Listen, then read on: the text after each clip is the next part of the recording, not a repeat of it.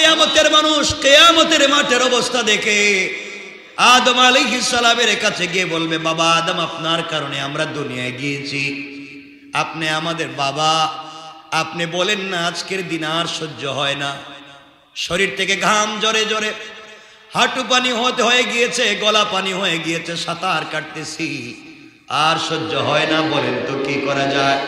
আদম আলাইহিস সালাম বলবেন, শোনো আমার সন্তানেরা, শোনো, আমি আল্লাহর কাছে চেহারা দেখাতে পারবো না। আল্লাহ যদি আমাকে বলেন, আদম রে, তোমাকে বলছিলাম এই ফলটা না খাওয়ার জন্য, তুমি কেন খাইছিলা? জবাব দাও। এই জন্য আল্লাহর আদালতে আমি গেলে ধরায় পড়ে যাব, সুতরাং তোমাদের ব্যাপারে আজও আমি কোনো কথা বলতে পারবো না। চিন্তা করছেন? আপনার বাপ নাকি ওখানে সুপারিশ করব? আদম আলাইহিস সালাম বলছেন, আমার দ্বারাই সম্ভব না। সমস্ত কিয়ামতের মানুষেরা দৌড়াতে লাগবে, আস্তে আস্তে করে কিয়ামতের মানুষেরা দৌড়ে আরেকজন পয়গম্বরের কাছে যাবে, নূহ আলাইহিস সালামের কাছে যাবে, আর বলবে, পয়গম্বর নূহ, আপনি বলেন না কি করা যায়, জাহান্নামের আগুন থেকে কেমনে বাঁচানো যায়? কিয়ামতের মাঠের এই কষ্ট সহ্য হয় না। তিনি বলবেন, আমার দিয়ে কিছু হবে না, শুধু রব্বি নফসি রব্বি নফসি, আল্লাহ আমি কাউকে চিনি না, আমাকে বাঁচাও, আজ আমি কাউকে চিনি না, আমাকে বাঁচাও।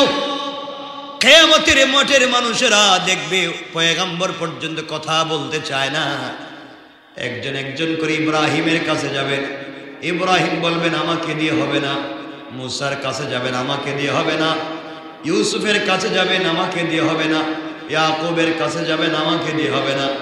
সবাই মিলে ঈসা আলাইহিস সালামের কাছে যাবেন আর বলবেন, আল্লাহ আপনাকে ভালোবেসেছেন, আপনাকে রূহুল্লাহ উপাধি দিয়েছেন, জন্মের পরে আপনার জবান দিয়ে কথা বলিয়েছেন, আপনার মাকে বাইতুল মুকাদ্দাসের খাদেমা বানিয়েছে, আপনি একটু আল্লাহর সঙ্গে কথা বলেন, আজকের এই বিপদ থেকে বাঁচান।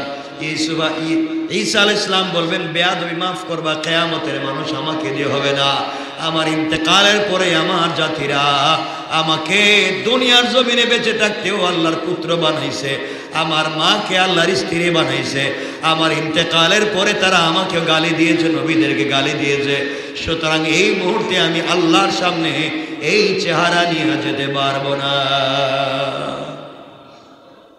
কিন্তু তোমাদেরকে একটা পরামর্শ দিতে পারি, কিয়ামতের মানুষেরা শোনো, আদম থেকে নিয়ে আমি পর্যন্ত লক্ষাধিক আম্বিয়া কেরামের কাছে তোমরা গিয়েছো, কেউ তোমাদের কিছুই করতে পারবে না।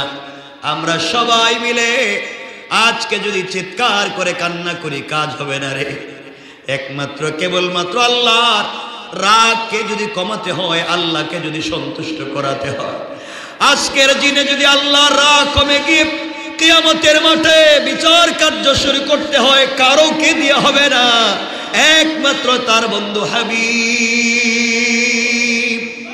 রাসূল পাক সাল্লাল্লাহু আলাইহি ওয়াসাল্লাম পড়ে আছে, সেই রাসূলের কাছে যাও, কলিজার টুকরা রাসূলকে গিয়ে ডাক দিয়ে বলবা, পয়গম্বরে আরবি, অনেকের কাছে গিয়েছি, অনেক নবী রাসূলের কাছে গিয়েছি, কেউ আমাদেরকে পথ দেখাইয়া দেয় না, কার কাছে যাব?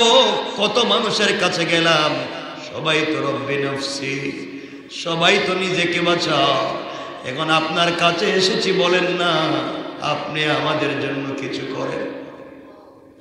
আমার নবীজি বলবেন, বুঝতে পেরেছি, মাকামে মাহমুদের সাজদায় পড়ে যাবেন আর আল্লাহকে বলবেন, আল্লাহ আমি তোমার হাবিব, যাকে দুনিয়া থেকে সরাসরি তুমি আরশে আজিম পর্যন্ত এনেছো, বলো তুমি আমার কথা রাখবা কিনা? কিয়ামতের ময়দানে মানুষের কষ্ট হয়, আল্লাহ তাআলা বিচার কার্য শুরু করো।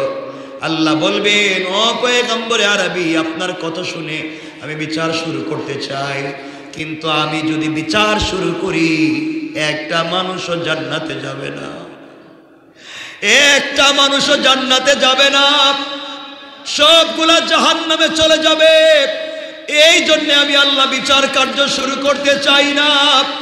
পয়গম্বরে আরবি বলবেন, আল্লাহ তাআলা আমি কোনো কথা শুনতে চাই না, আপনি যদি বিচার কার্য শুরু করতে না চান, আমি মুহাম্মদ কথা দিলাম সিজদা থেকে মাথা উঠাবো না। আল্লাহু আকবার বলে। এবার পয়গম্বর আরবি চিৎকার করে সিজদায় গিয়ে আল্লাহকে ডাক দিয়া বলবে, আল্লাহ,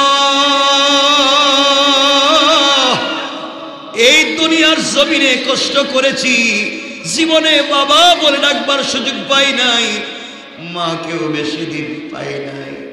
তুমি না আমাকে বলেছো পৃথিবীতে কেউ না থাকলে তুমি আছো। আয় আল্লাহ তাআলা, আজকের দিনের মানুষের কষ্ট আমার সহ্য হয় না। তুমি না আমাকে দরদি নবী বানায়া পাঠাইছো। বলো না এই মুহূর্তে তুমি কিয়ামতের মাঠে বিচার শুরু করো।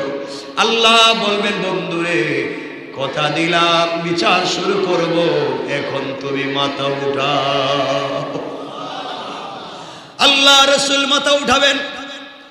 এবার আল্লাহ বলবেন, শোনো বন্ধু আমার, আমি বিচার কার্য শুরু করতে চাই, কিন্তু একজন মানুষ কি আছে কিয়ামতের মাঠে? একজন মানুষ কি আছে হিসাব ছাড়া জান্নাতে যেতে পারবে? যার আমলনামা বের করব সে তো আর জান্নাতে যেতে পারবে না। বলো তো এই মুহূর্তে কি করা যায়? ও বন্ধু, আমি কেমনে বিচার করি? বিচার কার্য শুরু করতে গেলেই তো একটা মানুষও জান্নাতে যাবে না। আর জান্নাতে যদি না যায় আমি কেন বিচার কার্য করবো? এই জন্য করি না। নবীজি বলছেন, আল্লাহ তাআলা আপনাকে কথা দিলাম, আমার কাছে এমন আমলনামা আছে যে আমলনামায় আপনি কলম ধরতে পারবেন না। আল্লাহু আকবার। আয় আল্লাহ তাআলা, আপনি বলছেন একটা মানুষ জান্নাতে যাবে না, আর আমি বলছি এমন আমলনামা আছে আপনার কাছে পেশ করব যে আমলনামায় আপনি কলম ধরতে পারবেন না। আমি বিশ্বাস করি। আল্লাহ বললেন, শোনো, এমন যদি কারো আমলনামা পেয়ে যাই, আমি কথা দিলাম বিচার কার্য করব, ইনসাফের সাথে করব এবং জান্নাতি বলে ওয়াদা দিয়ে দেব।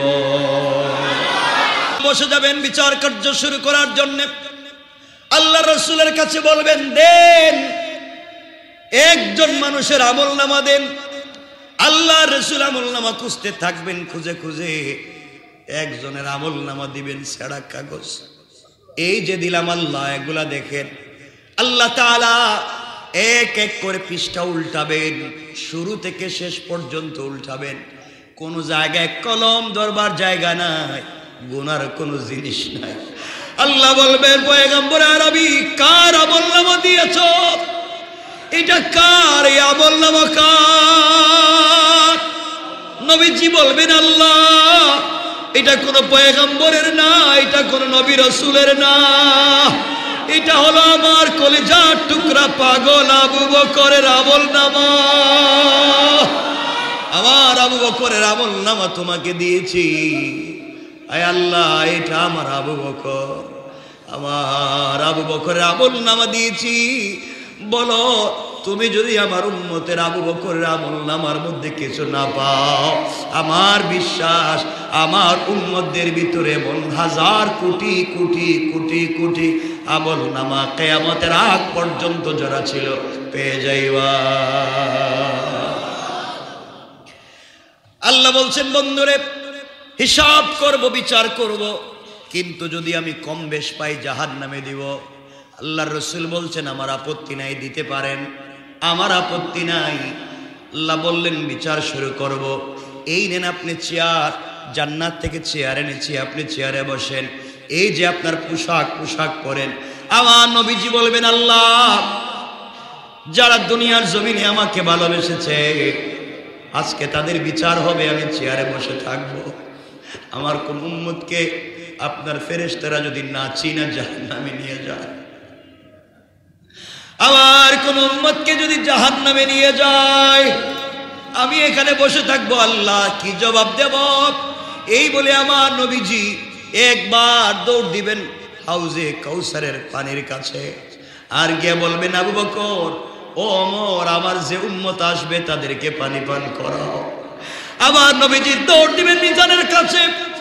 কোন উম্মতের মিজানের পাল্লা আস্তে করে নেকির পাল্লা হালকা হয়ে গিয়েছে, নবীজি গিয়ে দেখবেন অনেক উম্মতের নেকির পাল্লা হালকা, গুনার পাল্লা ভারী হয়ে গিয়েছে। ডাক দিয়ে বলবেন, উম্মত রে, তোমার আমলনামায় কি কোনো দুরূদ শরীফ নাই? তুমি কি কোনোদিন আমার উপরে দুরূদ শরীফ পড়ো নাই? কোনোদিন কি সাল্লাল্লাহু আলাইহি ওয়াসাল্লাম এমন ছোট দুরূদ পড়েছো?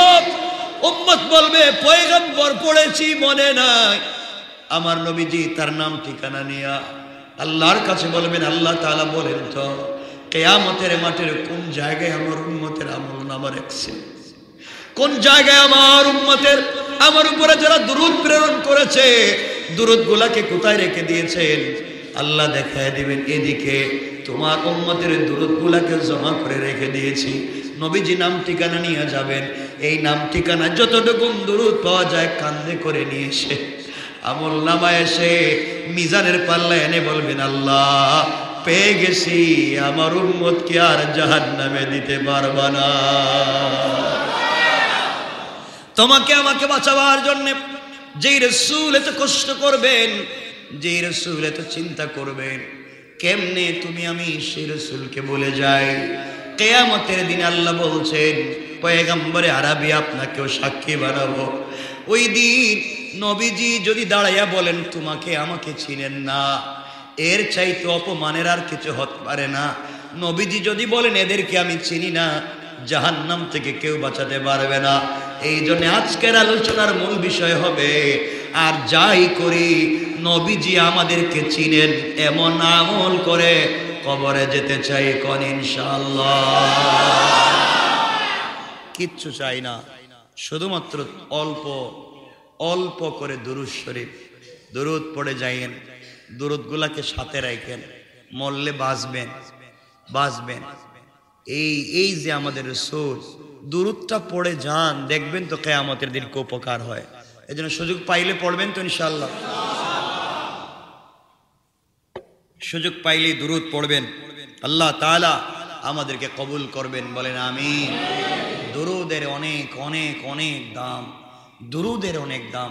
নবীজি সাল্লাল্লাহু আলাইহি ওয়াসাল্লামকে আল্লাহ হাদিসে কুদসিতে বলেছেন,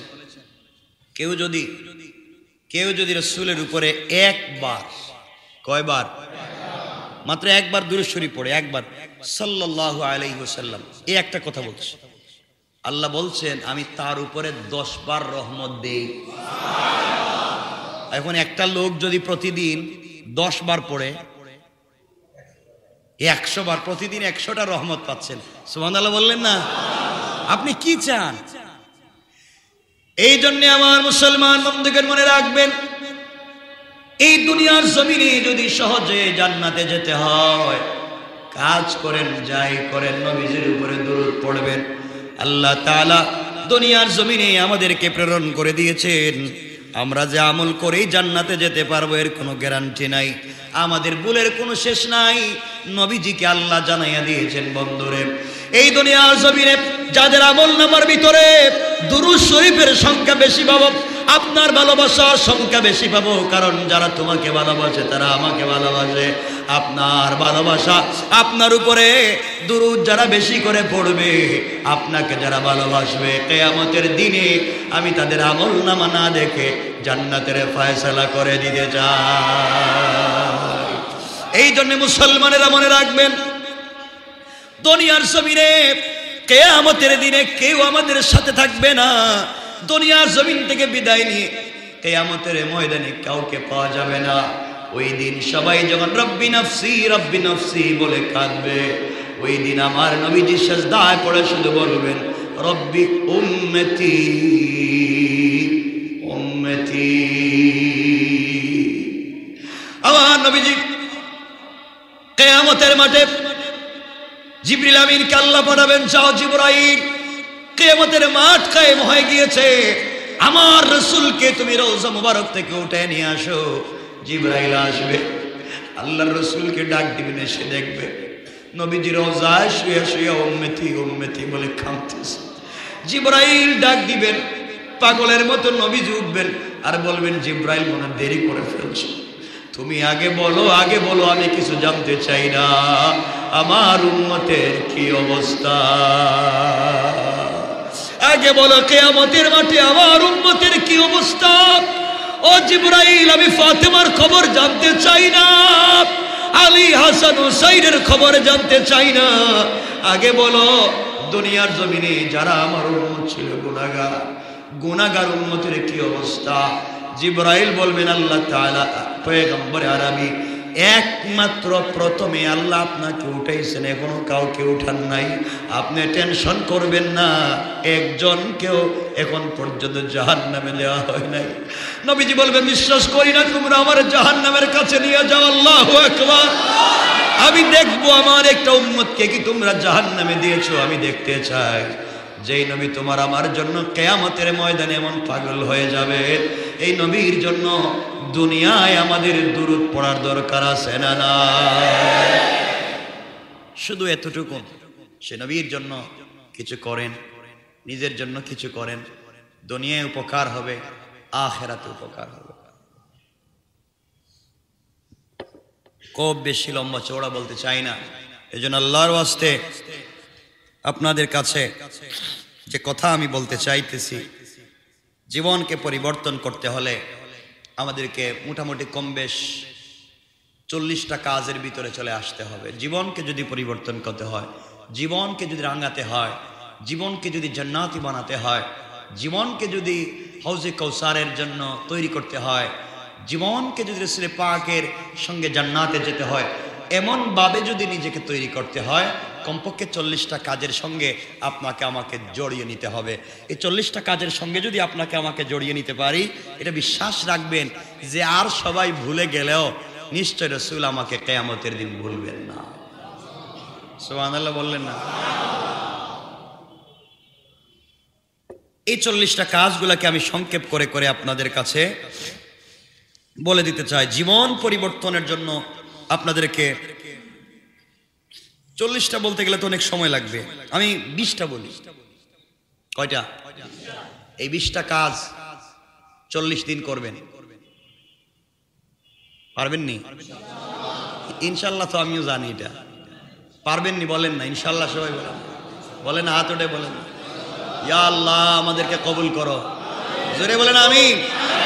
আল্লাহ আমরা তো দুর্বল, পারবো না, তুমি আমাদেরকে হিম্মত দিও, আমিন। এই 40 দিনে ধারাবাহিকভাবে 20টা কাজ যদি করতে পারেন, কি লাগে আপনার, আর কি দরকার? 1 নম্বর হচ্ছে এই 40টা দিন দেখে তো ট্রাই করে পারা যায় কিনা জীবন পরিবর্তন হয়ে যাবে। 1 নম্বর, ঘুমানোর আগে চেষ্টা করেন তাহাজ্জুদের নামাজ পড়ে ঘুমাবেন। এ কথা আমি বলতেছি না, ঘুমানোর আগে শুধুমাত্র তাহাজ্জুদের নামাজ পড়ার নিয়ত করে ঘুমাইয়া যান। কিসের নিয়ত করে? 1 নম্বর কি করবেন? ঘুমানোর আগে তাহাজ্জুদ পড়ার নিয়ত করে ঘুমান। যদি নাও পড়তে পারেন, পুরা তাহাজ্জুদের সওয়াব পেয়ে যাবেন। এটা পারবো না? আচ্ছা, তাহাজ্জুদ পড়তে বলতেছি না আমি, যদি না পড়তে পারেন নিয়তটাও করতে পারবেন না যে আল্লাহ আমি নিয়ত করলাম যদি বেঁচে থাকি, উঠতে পারি, আমি তাহাজ্জুদের সালাত পড়ব, পারবেন না ইনশাআল্লাহ? 1। 2 নম্বর, ঘুম থেকে যখন উঠেন, আমি আপনাকে বলছি না ফজরের আগে উঠবেন, আপনি তো উঠবেন অবশ্যই, যদি উঠতে না পারেন যখনই উঠবেন, আপনি ঘুম থেকে যখনই উঠবেন, উঠার পরে দোয়া পড়বেন। ঘুম থেকে উঠে আলহামদুলিল্লাহ আমি মরে গিয়েছিলাম, তুমি আমাকে আবার জীবিত করেছো, এই কথা বলতে পারবো না? আলহামদুলিল্লাহিল্লাযী আহইয়ানা, এই যে আরবি যে দোয়া, এটার অর্থই বলছি আমি, বাদামা আমাতানা, আল্লাহ আমি তো মরে গিয়েছিলাম, তুমি আমাকে আবার জিন্দা করেছো। আমরা বলতে পারবো না? আমি আরবি বলতে বলছি না, বাংলা বলতে পারবেন না? আচ্ছা, পাশাপাশি মেসওয়াক করবেন। রাসূল পাক বলছেন যারা মেসওয়াক করে তারা আমার সঙ্গে জান্নাতে যাবে।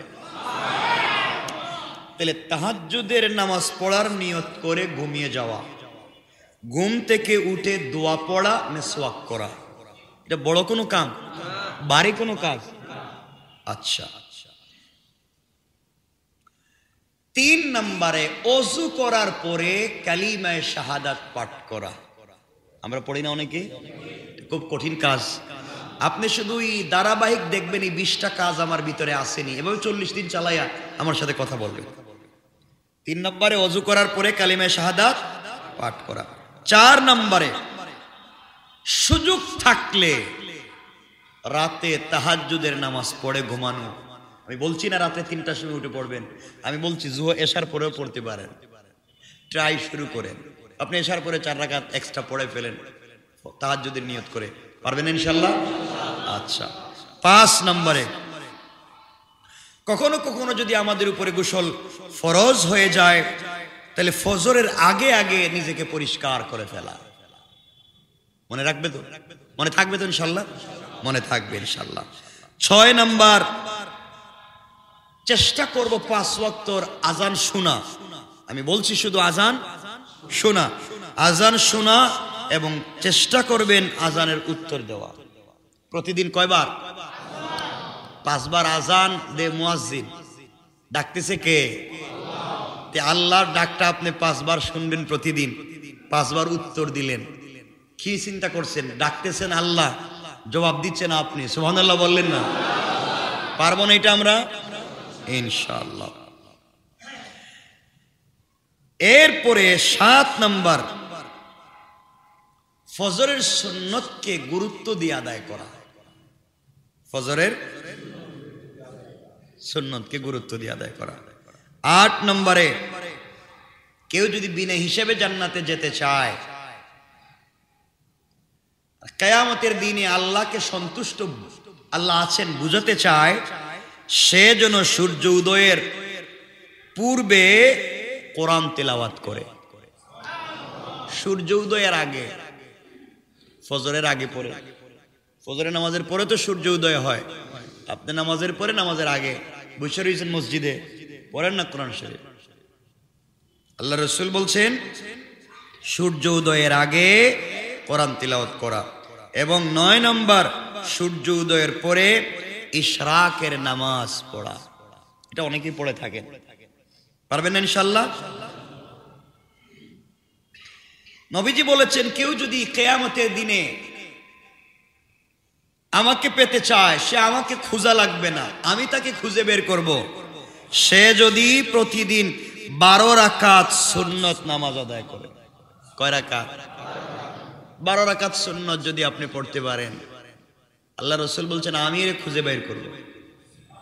সুবহানাল্লাহ বলেন। চেষ্টা করবেন। 11 নম্বর, সালাতুদ দুহা। সালাতুদ দুহা বুঝছেন নি আপনারা? সালাতুদ দুহা, এই নামাজটা পড়তে পারবেন না এটা? আচ্ছা, এটা তো পড়ে অনেকে দেখলাম তো পড়ে, দুপুরে টাইমে অনেকে পড়ে দেখলাম। সালাতুদ দুহা আদায় করা চেষ্টা করবেন, আল্লাহ পাক যেন কবুল করেন। কয়টা বলছি? 11টা। 12 নম্বর, চেষ্টা করবেন সময় মতো ওয়াক্তের ভিতরে ফজর, জোহর, আসর, মাগরিব, এশা এই 5 ওয়াক্ত নামাজ পড়া ওয়াক্তের ভিতরে। পারবো না? আচ্ছা, আমাদের কাজ কি? আমাদের কাজই তো এটা, নামাজ পড়া। পারবো না আমরা সময় মতো ওয়াক্তের ভিতরে আদায় করা? 13 নম্বর, প্রতিদিন প্রত্যেক ফরজ নামাজের পরে কেউ যদি, রাসূল পাক বলেছেন বিনা হিসাবে জান্নাতে যেতে চায়, প্রতিদিন ফরজ নামাজের পরে সে যেন আয়াতুল কুরসি পাঠ করে। সুবহানাল্লাহ বলেন। এবং 3 কুল, কুল হুয়াল্লাহু আহাদ, কুল হুয়াল্লাহু, কুল আউযু বিরাব্বিন নাস, এরপরে মানে নাস, ফালাক, ইখলাস। চাইলে কুল ইয়া আইয়ুহাল কাফিরুন পড়তে পারেন, আমি 3টা বলছি। এটা কি খুব কঠিন সূরা? আচ্ছা। 14 নম্বর, প্রতি সোমবার এবং বৃহস্পতিবার সুযোগ থাকলে রোজা রাখা। এটা অনেক করেন আমি জানি, অনেক আমার সাথে, সবাই তো না, 1-2 জন আছেন। প্রত্যেক সপ্তাহে 2টা রোজা রাখেন, প্রতি সোম এবং বৃহস্পতিবার নবীজি এটা করতেন। অথবা 15 নম্বর হচ্ছে প্রতি মাসে আইয়ামে বীজের রোজা রাখা। আইয়ামে বীজ 3 দিন রোজা রাখা। 16 নম্বর হচ্ছে প্রত্যেক শুক্রবার সূরা কাহাফ তেলাওয়াত করা। পারবেন না ইনশাআল্লাহ? 17 নম্বর হচ্ছে প্রতিদিন সূরা ওয়াকিয়া, সূরা ইয়াসিন তেলাওয়াত করা। এগুলো আসলে করেন আপনারা, এটা ধারাবাহিক রুটিন করবেন শুধু। আচ্ছা, 18 নম্বরে যদি সুযোগ থাকে, নবীজি বলেছেন কবরে ফেরেশতারা আযাব দিতে পারবে না, কোনোভাবেই না, যদি কেউ ঘুমাবার আগে সূরা মুলক পড়ে ঘুমায়া যায়। সুবহানাল্লাহ বলেন। আর আজকেও বলেছি সূরা বাকারার শেষ 2 আয়াত, সূরা মুলক পড়েন যদি, সূরা বাকারার শেষ 2 আয়াত, সূরা মুলক, সূরা বাকারার শেষ 2 আয়াত। চেষ্টা করবেন এই আমলটাকে একটু ট্রাই করেন, সূরা মুলক, সূরা বাকারার শেষ 2 আয়াত। 19 নম্বর, প্রত্যেক রাত্রে ঘুমাবার আগে আল্লাহর কাছে ক্ষমা চাও। আল্লাহ, আমি ঘুমাচ্ছি, না জানি উঠতে পারবো কিনা, মরে যাইতে পারি, আল্লাহ যদি মরে যাই তুমি আমার উপরে সন্তুষ্ট থাইকো, আমাকে ক্ষমা করে দিও। এটা বলতে পারি না? এটা বলবো। 20 নম্বর, দিনে অন্তত 70 বার ইস্তেগফার করা। কি করা? ইস্তেগফার। কি শুধু আস্তাগফিরুল্লাহ বললেও হবে? ছোট একটা শব্দ বললে হবে। পারবো না ইনশাআল্লাহ? এই 20টা কাজ আমরা করতে পারবো না? ইনশাআল্লাহ তো বলছেন, মনে তো আর থাকবে না। অথচ দেখেন এই সবগুলোই হয়তো আপনারা করেন কম বেশ। একটা রুটিনের ভিতরে নিয়ে আসেন 40 দিন যে আমি এই কাজগুলো করব। 40 দিন পরে দেখেন আপনার বডির অবস্থা, আপনার মনের অবস্থা, আপনার দিলের অবস্থা আপনি নিজেই বুঝবেন চেঞ্জ হয়ে গিয়েছে। আল্লাহ আমাদেরকে কবুল করুক। সবাই বলেন আমিন। আমার জন্য দোয়া চাই, আপনাদের জন্য দোয়া থাকবে।